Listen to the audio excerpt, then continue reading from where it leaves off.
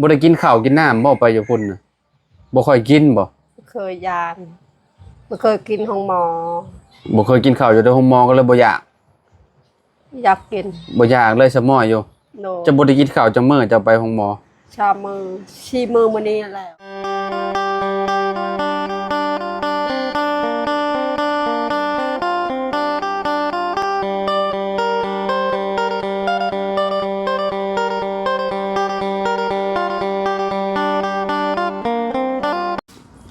กราบสบายดีและสวัสดีเนาะพ่อแม่พี่น้อง FC เบิร์ดสุขูสุคนเนาะบ่ว่าสิอยู่ในและก็ต่างประเทศเด้อพี่น้องเด้อเนาะก็ยินดีต้อนรับเข้าสู่ช่องบ่าวลาวสตูดิโอคือเก่าคือเดิมเนาะเปิดภาพมามื้อนี้พี่น้องเฮาก็อยู่ที่เฮือนน้องวิเพิ่นพี่น้องเอ้ยเนาะเข้ามาหาน้องวิเพิ่นก่อนมื้อนี้พี่น้องคือเห็นเมื่อวานนี่เพิ่นไปเยี่ยมแม่เพิ่นบ่หรือว่าจังใดเนาะเบิ่งในคลิปแล้วก็ดีใจนำน้องวิเพิ่นพี่น้องแม่เพิ่นอาการดีขึ้นหลายพี่น้องเนาะโอ้ไผอยู่เฮือนซะอันนี้อ้าวเอ้ยปังงองว้าวเอ้ยปังงองมาแล้วบาดนี้พี่น้องเนาะโอ้ขึ้นมาทางเฮือนเอ้ยเพิ่นก่อนพี่น้องเนาะสวัสดีเอ้ยโอ้มาแต่เมื่อได้เนี่ยมาแต่เช้าแล้วแหละหรือประชมขออนุญาตโดยนั่งก่อนเนาะโอ้เลมโบมาส่งเจ้าโดยเลมโบไปหาบ่โดยมันเปล่าหมอกับเมียมันตอนนี้ไผอยู่เผาอันแม่น้องวิเมียจะบ่กับบ่มีเลมโบกับเลมโบเด้โดยไผโทรมาพี่นี่เพิ่นมีคนโทรเข้าพี่น้องเนาะเอ้ยเพิ่นไปหับสายให้เอ้ยโทรมาผู้บ่าวเจ้าบ่พี่น้องเพิ่นโทรมายังอันน่ะมันถามไปห้องหมอบ่คำก้อนไตอ๋อเพิ่นถามเจ้าว่าไปห้องหมออยู่บ่เพิ่นบ่เพิ่นสิไปเยี่ยมแม่น้องวิบ่อ๋อก็คือแบบเนาะเพิ่นก็มาพักผ่อนพี่น้องทางปังงองก็ได้เนาะไปอยู่ห้องหมอหลายมื้อเติบแล้วเราก็ได้เนาะหน้าจนซีดบ่ได้กินข้าวกินน้ำบ่ไปอยู่พุ่นน่ะบ่ค่อยกินบ่เคยยานบ่เคยกินของหมอบ่เคยกินข้าวอยู่ในห้องหมอก็เลยบ่อยากกินบ่อยากเลยสมอยอยู่จะบ่ได้กินข้าวจังมื้อจะไปห้องหมอชามือชีมือมื้อนี้แล้ว3 มื้อ4 มื้อจะบ่ได้กินข้าวอยู่ในห้องหมอเจ้าออกมากินข้างนอกบ่เลยแนวใดท้องนอกกินข้าวท้องนอกกินอยู่ข้างนอกเอาอ๋อคิดว่าบ่ได้กินข้าว3 มื้อเลยชามือมันไม่กินชีมือนี่แหละกินมื้อที่4กินบ่ตอนอยู่ในห้องหมอน่ะเจ้าบ่ได้กินจักคำบ่เจ้ากินหยังซะไม่กินเลยน้ำในเจ้าบ่ได้กิน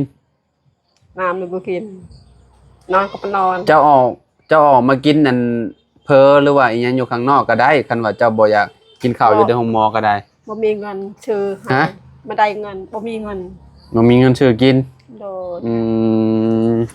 โอ้พี่น้องเอ้ยเนาะทางเอ้ยปังงองเนาะบ่ได้รับบ่ได้นอนเป็นหยังคือบ่นอนในห้องหมอเพิ่นก็ให้นอนได้เจ้านอนบ่หลับบ่ข้าวยาเด้ยาของหมอเด้อ๋อได้กินยาที่ว่าเพิ่นเอารักษาคนไข้ก็เลยนอนบ่อยากหลับพี่น้องเอ้ยนะเมื่อวานนี่บ่อันหลานสาวจะไปเยี่ยมแม่แต่บ้านนี่แม่นบ่เมื่อวานนี่บ่น้องวิไปเยี่ยมแม่ให้ได้เป็นจังได๋อาการเพิ่น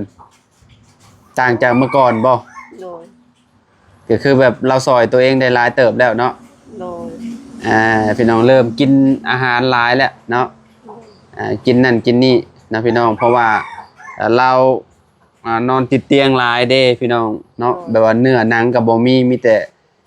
กระดูกหลายกว่านะพี่น้องเอ้ยเนาะมันลดรักษาเพื่อสิอันนั้นก็เพื่อสิให้กลับคืนมาก็โดนเติบแหละพี่น้องเอ้ยเนาะแบบว่าพวกเนื้อพวกหยังหั่นนะเนาะต้องบำรุงเนาะบำรุงให้แบบให้มีเนื้อมีหนังหลายขึ้นกว่าเก่าหั่นนะพี่น้องเอ้ยเนาะมื้อแรงนี่คือแบบเจ้าสิไปนอนอยู่พุ่นอีกบ่ให้แลมโบกลับมาอีกเลมโบเพิ่นมาแต่เฮ็ดเวียกแล้ว พักผ่อนคนตก อ๋อฝนตกบ่ได้ไปเฮ็ด โดย อืม ไอเปียก มื้ออนไปใหม่ โดย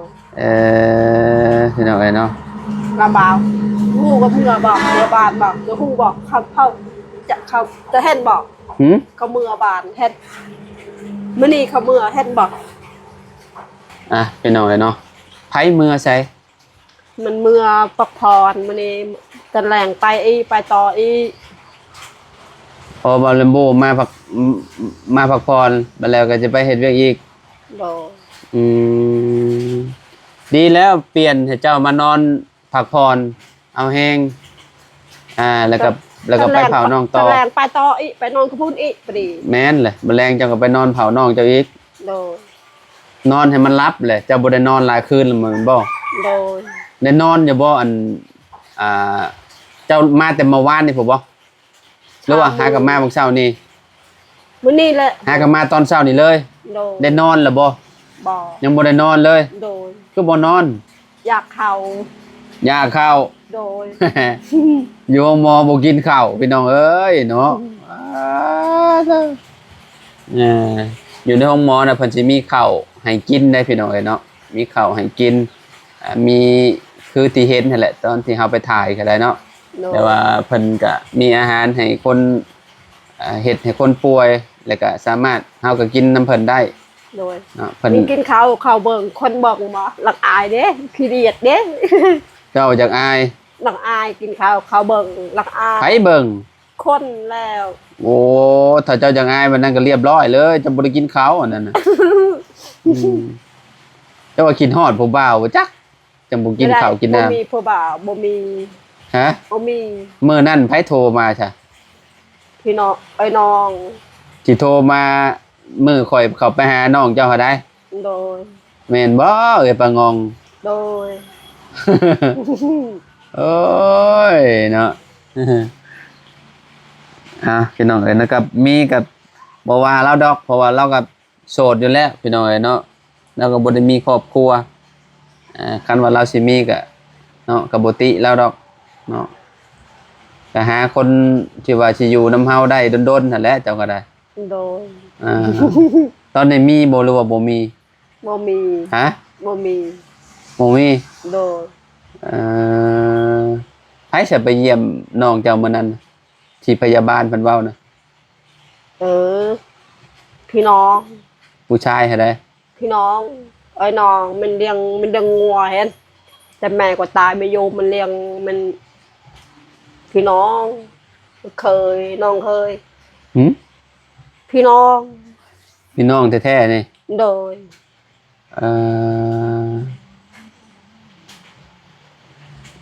เฮ็ดหยังกิน มาบนก็อุ้ยพ่อบ่าวเจ้ามาแล้วบ่ถามแต่ว่าไม่แต่ว่านี่พ่อบ่าวบ่พี่น้อง พี่น้อง โดย เพิ่นไปเยี่ยม โดย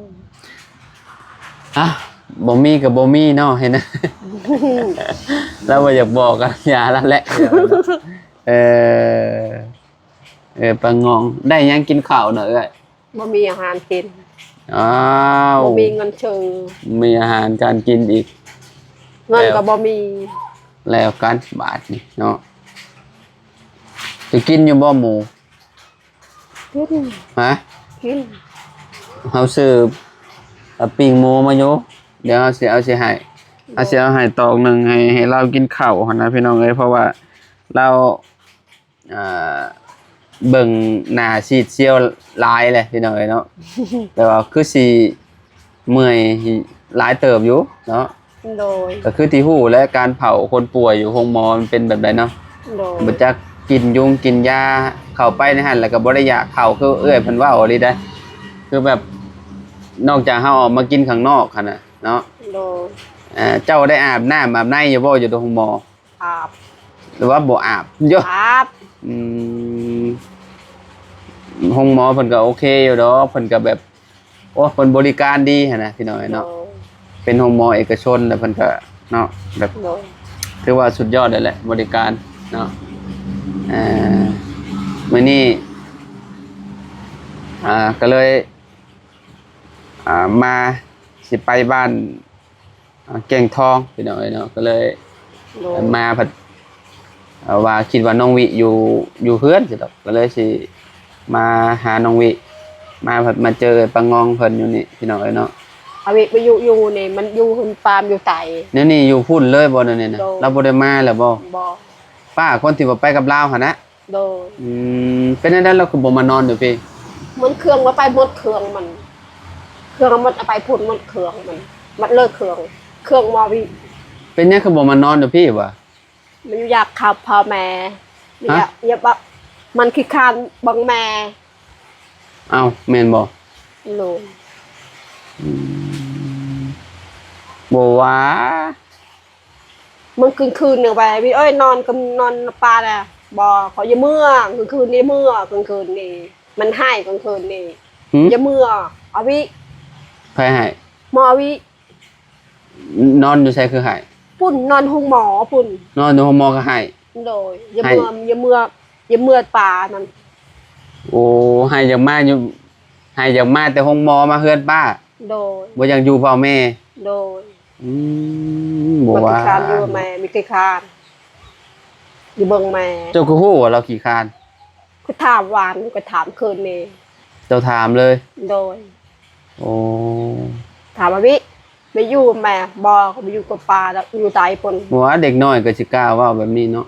เก่งบ่ป้ามันบอกแหละป้ามันนี่ ก็คืออันนี้นะบ่เรื่องของเรื่องนี่สิย้ายไปอยู่นำป้าน่ะบ่อยากเบิ่งแม่ โดย ว้า ป้าเด็กๆบอกนี่ตาย เออ อยู่ระบบไปทำอยู่กับย่าแหละเบาก่อนอยู่กับพ่อแม่ บ่อยากอยู่พ่อแม่ โดยพอดีแล้วได้เลี้ยงแม่มันเลี้ยงแมงบี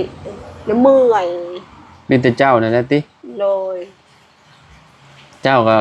บ่ทิ่มน้องและ โดย เจ้าก็ได้เฮ็ดแนวใดเนาะ โดย กลับไปเผาแล้วก่อน โดย ช่วงนี่ก็คือแบบต้องให้กำลังใจเรานำเจ้าก็ได้ โดย เวลาไปห้องหมอก็ให้เราสู้ๆบ่แม่นว่าสิเจ้าก็แม่นไอ้บ่แม่นว่าเจ้าก็สิอยากมา โดย ช่วงผู้ใหญ่เพิ่นซอยมาแล้วก็เฮ็ดให้ดีที่สุดแหละ โดย ก็ซอยเพิ่นแบบว่าคือแบบบอกเล่าให้มีกำลังใจหั่นนะ โดย เนาะ ทางน้องเจ้าก็ได้ เพราะว่าเจ้าก็คือที่ฮู้และตอนที่เราอยู่เฮือนนี่เราเป็นจังไดเรากินข้าวเรานั่งหรือเรานอน ขานอน เรานอนกินแม่นล่ะวะ โดย เราไปโรงหมอเราพนั่งกินบัดนี้ โดยกินเอง มันแตกต่างกันอีกได้ โดย พี่น้องเอ้ยเนาะกินเองพร้อมอยู่นี่ป้อนบ่ ป้อน โอ้ก็คือแบบในอนาคตเราย่างได้เจ้าก็สบาย โดย เจ้าก็สิบ่ได้เบิ่งลาวบาดนี้ โดย แม่นล่ะวะ แมน เนาะพี่น้องเอ้ยแบบว่าเฮากับเบิ่งตอนนี้แหละตอนเพิ่นกำลังรักษานี่แหละเนาะ โดย รักษาไปพี่น้องเอ้ยเนาะเพราะว่าเริ่มนั่งกินข้าวเองได้เริ่มกระดิกขาได้แม่นบ่เราติงแข่งติงหยังได้แล้วแม่นบ่ โดย เนาะพี่น้องเอ้ยเนาะ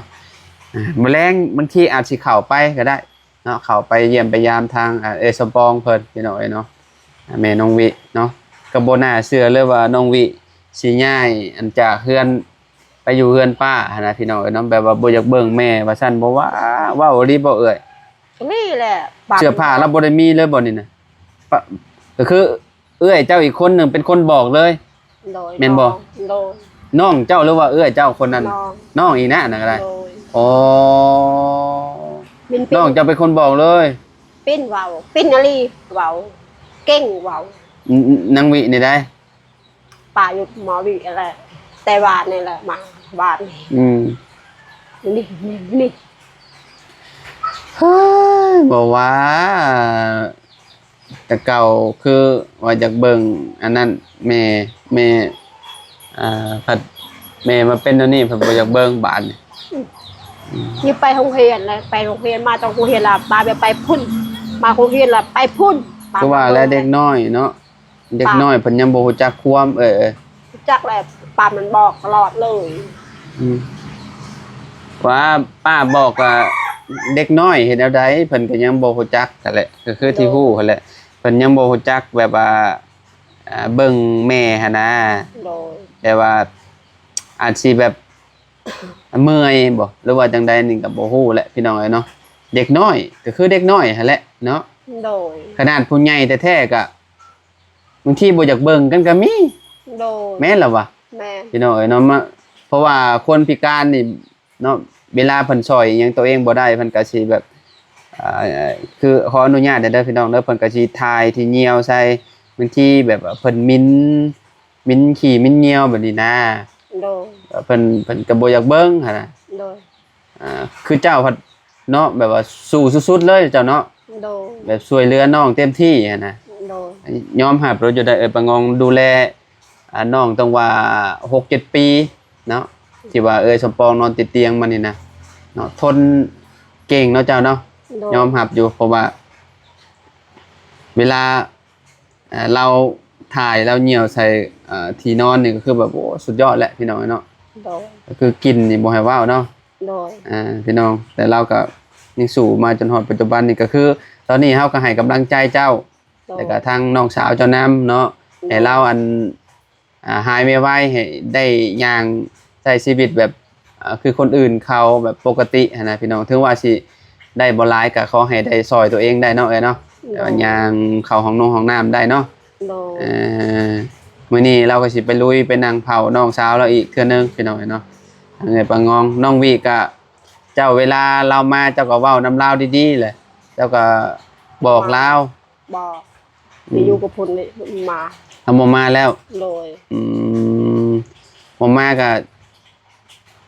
สักมื้อนึงเราก็ต้องคิดได้แหละเราก็ต้องมาแหละบัดเราใหญ่อีกจังหน่อยเนาะพี่น้องเนาะโอเคพี่น้องเนาะจังได๋ก็ขอบคุณพ่อแม่พี่น้อง FC เบิดทุกคนเนาะที่เป็นกำลังใจให้ทางสมปองแล้วก็บางงองเนาะถามแม่มันขี้แปะพี่ชิ้นแม่มันขี้พุ่นไปเฮินปลามันอยู่ใต้